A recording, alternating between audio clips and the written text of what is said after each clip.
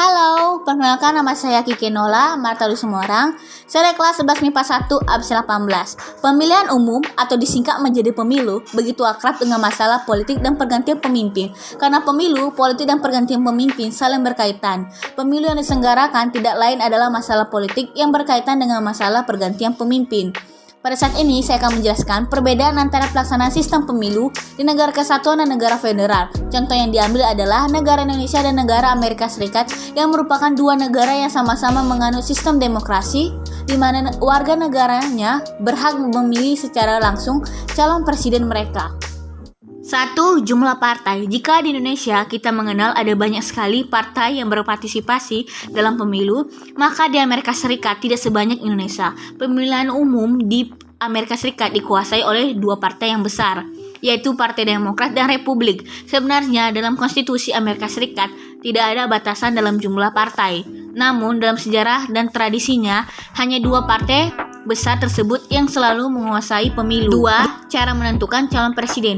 Di Indonesia, setiap partai politik bebas mengajukan calon presidennya.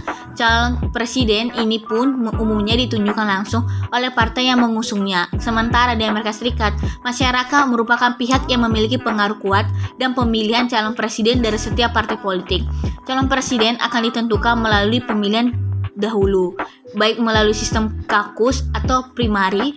Selain itu, calon presiden dari masing-masing partai akan diseleksi terlebih dahulu melalui konsensus yang melibatkan kader dari masing-masing partai. 3. Cara menentukan pemenang pemilu. Di Indonesia, siapapun yang berhasil meraih suara terbanyak dalam pemilu maka langsung berhak dianggap sebagai pemenang.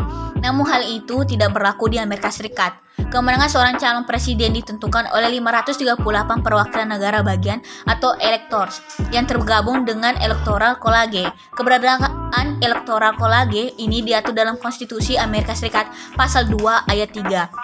Sementara itu, untuk memenangkan pilpres dibutuhkan 270 suara elektor.